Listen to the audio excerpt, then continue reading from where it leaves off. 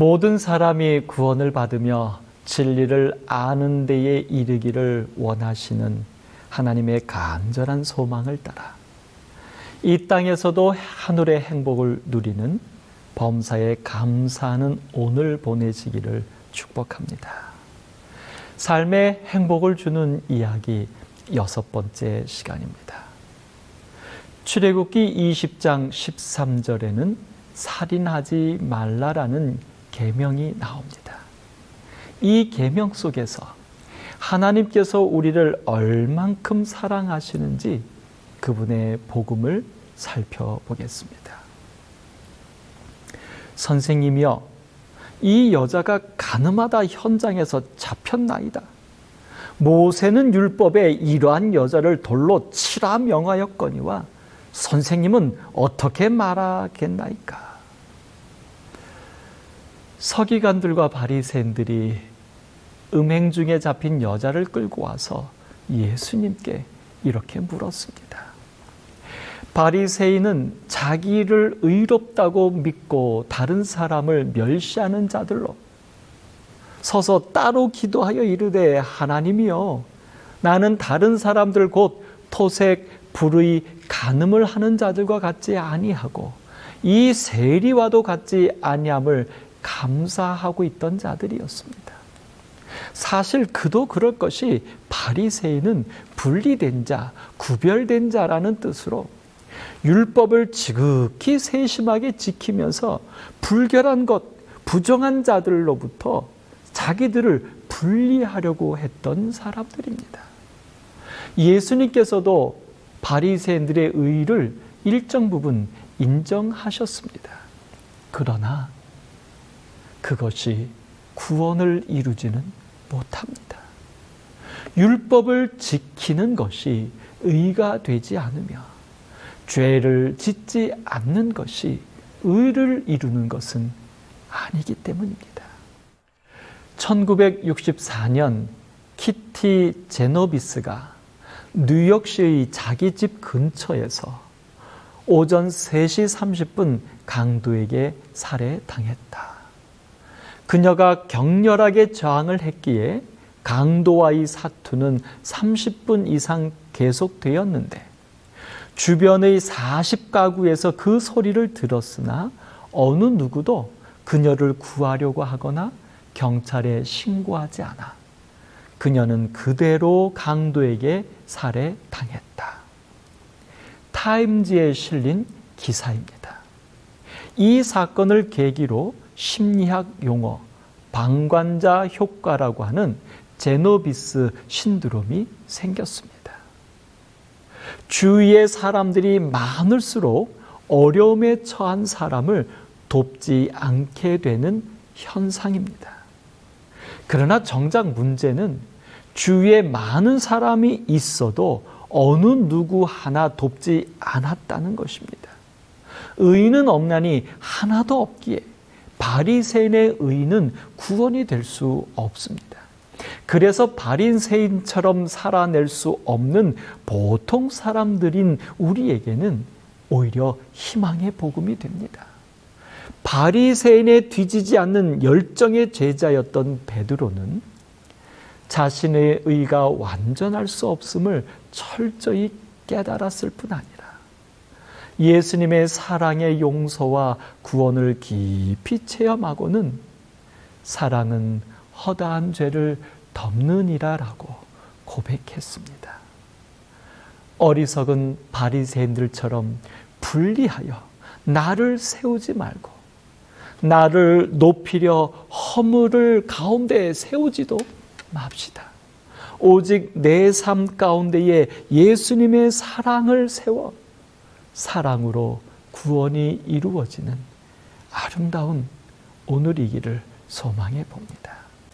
음행 중에 잡힌 여자의 운명이 분명 자신을 책잡아 곤란하게 하려는 불순한 의도로 마련된 위험임을 아시면서도 예수께서 몸을 굽히사 손가락으로 땅에 쓰셨습니다. 이 모습이 너무도 아름답습니다. 모세에게 악을 용납하지 않도록 십계명을 써서 주신 분이 바로 이 예수님, 그분이셨습니다. 법을 따라 심판하려는 그때 오히려 예수님의 분노가 아니라, 돌을 던지는 것이 아니라 몸을 굽히시고 손가락으로 땅에 무언가를 쓰셨습니다. 바리새인들은 모세의 법에 대한 순종에는 사실 관심이 없었습니다. 법의 근본 목적인 악에서 떠나게 하는 의지 또한 없었습니다. 나아가 한 여자의 생명에도 전혀 관심이 없었습니다. 그리고 하나 더, 예수의 존재나 진실에 대해서도 그러했습니다. 오직 그들의 이기심과 교만, 그리고 예수를 해치고자 하는 목적만이 전부일 뿐입니다. 생각이나 걱정은 과거나 미래의 영역이죠. 마음을 현재로 가져오면 생각은 쉬게 됩니다.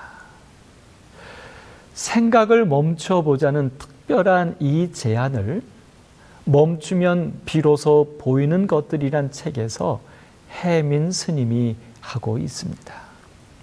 과거의 아픈 기억이나 혹은 미래에 있을지도 모르는 일을 현재라는 시간으로 끌어와서 고통하고 있는 안타까움을 향해 던지는 제안입니다.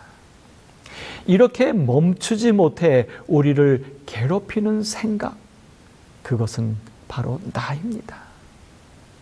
지혜로운 사람 솔로몬 왕은 하나님께서 주신 지혜로 모든 것을 이루는 부족함이 없는 성공과 모두의 존경과 모든 것을 깨달아 아는 완벽한 삶을 살았습니다.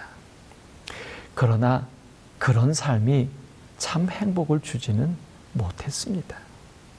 그런 삶의 뼈저린 경험에서 모든 지킬 만한 것 중에 더욱 내 마음을 지키라, 생명의 근원이 이에서 남이라고 고백하며 곤고한 날이 이르기 전에, 나는 아무 낙이 없다고 할 해들이 가깝기 전에 너의 창조주를 기억하라고 권면합니다. 자아를 버리고 나를 인도하시는 하나님을 생각하는 것, 그것이 멈추어야 할 생각이며 보아야 할 마음입니다. 바리새인은 자기들이 생각에 빠져 그 마음을 지키지 못했습니다. 아니, 사실은 그 마음의 생각을 도모하기 위하여 한 여인의 생명도 죽음에 이르게 하는 일에 머뭇거리지 않았습니다. 무섭기까지 합니다. 그래서 예수님의 모습이 더없이 감사한 것이지요. 멈추지 않는 죽음을 향한 질풍노도의 마음들 앞에 예수께서 몸을 굽히사 손가락으로 땅에 쓰시며 멈추셨습니다. 삶에 행복을 주는 예수님다운 모습의 감동적인 이야기입니다. 이 한 행동으로 바리새인들의 악으로 치닫는 마음도 멈추어 주셨습니다. 선한 삶을 살지 못하고 참담한 죽음을 당하게 된 한 영혼에게 용서는 물론 구원까지 이루어 주셨습니다. 그리고 예수님께서 죄인들은 물론 모든 사람들을 사랑하시는 것을 알게도 해 주셨습니다. 연약한 한 여자만이 아니라 이기심에 눈먼 바리새인들을 포함하여 이 땅의 모든 영혼을 구원해 주셨습니다. 우리의 생각을 멈추어 주시는 주여, 오늘 저의 생각과 마음에 가까이 몸을 굽히시고 당신의 손가락으로 친히 써주심으로 저희도 비로소 멈추고 보게 해 주옵소서. 간절한 소망이 됩니다. 너희 중에 죄 없는 자가 먼저 돌로 치라. 예수님은 돌을 들고 사리가 가득한 그들에게 말씀하셨습니다. 내용을 떠나 예수님의 음성이 어떠했을까요? 격앙되지는 않았을 것이지만 적어도 그들의 추한 의도가 못마땅하시지 않았을까요? 아니면 곤란한 일에 빠졌으므로 불편하셨을까요? 특별히 모인 이들의 겉모습과 다른 죄들을 보시며 환멸을 느끼신 것은 아닐까요? 그러나 이 모든 것들이 아닌 것만 같습니다. 왜냐하면 아무 말씀도 없이 몸을 굽히사 손가락으로 땅에 쓰시고는 액센트 없이 너희 중에 죄 없는 자가 먼저 돌로 치라고 하실 분이기 때문입니다. 그리고는 다시 몸을 굽혀 손가락으로 땅에 쓰십니다.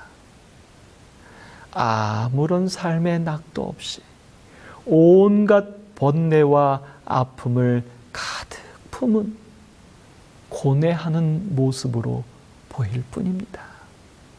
비단 저의 사견일 뿐일까요? 진퇴양난도 사면초가도 아닌 그나마 좌불안석에 가까울까? 가인이 그의 아우 아벨을 쳐 죽였을 때 여호와께서는 내 아우 아벨이 어디 있느냐라고 찾아오셨습니다. 그러나 정작 육신의 아버지 아담은 아무것도 없습니다. 아벨이란 아들을 잃은 아버지로서 어떻게 가만히 있었던 것일까요?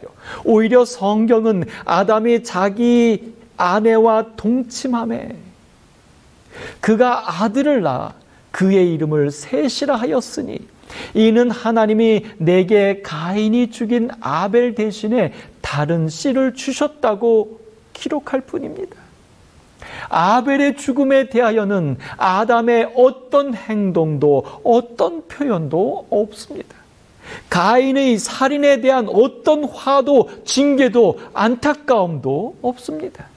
그저 유구무원의 잿더미에 앉아 가슴을 치며 내 탓이오라고 울부짖지 않았을까요? 바로 자신의 죄의 결과로 아벨이 죽었고 가인은 살인자가 된 것이니까요. 누구를 탓하며 누구를 훈계할 수 있었을까요? 예수님의 마음입니다. 너희 중에 죄 없는 자가 먼저 돌로 치라는 말씀은 고통과 안타까움의 신음이셨습니다. 가늠하다 잡혀온 여인도 예수님의 귀한 자녀이며 돌을 들고 의기양양해하는 바리새인들도 예수님께서 사랑하시는 자녀입니다. 예수님은 하늘의 영광을 버리고 그들을 찾아오셨는데 정작 그들은 예수 자신을 빌미로 죽음의 길에 서 있는 것입니다. 괘씸함이 아니라 안타까움을 넘어 몸서리 쳐지는 고통입니다. 안타깝지만 이것이 삶의 행복을 주는 생명의 이야기입니다. 그들은 예수님께서 손가락을 움직이며 글을 쓰실 때마다 숨겨진 자신의 죽을 죄가 기록되는 것을 보았습니다. 이럴 때 일반적으로는 자신의 죄를 숨기기 위하여 더 악하게 행동하게 됩니다. 그러나 이상하게도 그들은 양심의 가책을 느껴 어른으로 시작하여 젊은이까지 하나씩 하나씩 떠나갔을 뿐입니다. 급기야 오직 예수와 그 가운데 섰는 여자만 남게 됩니다. 여인이 살게 되었을 뿐 아니라 돌을 들어 이기적인 동기로 살인까지 저지르려던 그들 모두를 예수님은 구원해 주신 것입니다. 또 너희가 열심으로 선을 행하면 누가 너희를 해하리요? 바울의 주장입니다. 위기와 참담함의 순간에 모든 개인적인 감정을 버리고 오직 사랑의 창조주요 구주로 서셨던 예수님은 몸을 굽혔고 손가락으로 땅에 쓰실 수 있었습니다. 그리고 누가 보아도 사랑과 위엄이 배어나오는 목소리로 죄 없는 자가 먼저 돌로 치라고 말씀하셨던 것입니다. 이런 예수님의 모습에 모든 이기심도 모든 악한 목적도 녹아내리게 되었던 것입니다. 오늘 나의 이기적이고 비양심적인 마음에 꺼리낌이 되어 회개에 이르도록 몸을 굽히신 예수님을 뵙게 되기를 소망해 봅니다. 회개로 이끄시는 손가락으로 나의 양심에 써주시기를 간구합니다. 여자여, 너를 고발하던 그들이 어디 있느냐? 너를 정죄한 자가 없느냐? 반전입니다. 자기 자랑에 눈멀어 한 연약한 여자의 목숨을 아무렇지 않게 심판하며 자기들의 이기적 목적을 이루려던 바리새인들이지만 이제는 여자 외에 아무도 없는 것을 보셨기 때문입니다. 만약 그들이 돌을 내려놓지 않고 끝까지 고집을 피웠다면 예수님께서는 끔찍하셨을 것입니다. 여자는 죽고 바리새인들은 씻을 수 없는 죄와 더불어 양심의 화의까지 맞게 되는 악인이 되었을 테니까요. 예수님은 그 모습을 지켜볼 수 없으셨을 것입니다. 십자가에서 죽어가시면서도 오직 그분의 염려는 그들이었습니다. 울며 따르는 여인들을 염려하셨고 그들의 보이지도 않는 자녀들이 염려였습니다. 한편 강도가 염려였고 못을 박는 로마 군인이 염려였습니다. 마지막 혼을 불사르며 오늘 내가 말하노니 내가 나와 함께 낙원에 있으리라고 기뻐하셨던 예수님이십니다. 그 아이의 운명을 창조해 내었다. 하나님도 아닌 우리가 이러한 일을 해도 되는 것인가? 도대체 그 아이에게 아무런 의사도 들어보지 않은 채 이렇게 결정해 버려도 되는 것일까? 다른 많은 것들을 다 핑계댈 수 있을지라도 나는 도저히 이것만큼은 우리가 핑계치 못하고 책임을 져야 하리라고 보는 것인데, 우리가 한 사람의 운명을 창조해 내었다는 이 책임질 수 없는 책임, 그렇게 해서 우리는 비로소 우리 자신과 이 세상의 현실과 인류 전체의 운명에 대해서 책임지지 않으면 안 되는 차원이 다른 헌신의 상태에 돌입하게 된 것이다. 천정근 씨가 쓴 연민이 없다는 것이란 책의 한 구절입니다. 자녀를 낳은 아버지가 되었을 때 느끼는 숭고한 책임감에 대하여 절절히 고백한 것입니다. 그는 정말 아버지가 누구인지 진실로 깨달은 것 같습니다. 우리는 그의 고백처럼 그 아이에게 아무런 의사도 물어보지 않은 채 자녀를 낳아버립니다. 그리고 나서야 아버지로서의 책임질 수 없는 책임을 지어보려고 발버둥을 칩니다. 하물며, 아니 그렇다면 하나님은 어떠하실까요? 그분은 우리를 책임질 수 있는 책임으로 창조하셨으면서도 우리의 죄인으로 사는 고통마저도 내 탓이오라며 가슴 아파하시는 순해 보이십니다. 예수님은 기쁘셨습니다. 깊은 한숨을 쉬시며 한없이 행복하셨을 것입니다. 돌을 놓고 양심의 가책을 느껴 어른으로 시작하여 젊은이까지 하나씩 나간 그들로 인하여 고마웠을 것입니다. 그래서 예수님께서도 거리낌 없이 나도 너를 정죄하지 아니하신다고 선언하셨던 것입니다. 삶에 행복을 주는 감동의 이야기입니다. 하나님은 자식 바보입니다. 그래서 예수님으로 이 땅에 오셨으며 그렇게 배반하고 증오하고 핍박해도 사랑한다 하실 뿐입니다.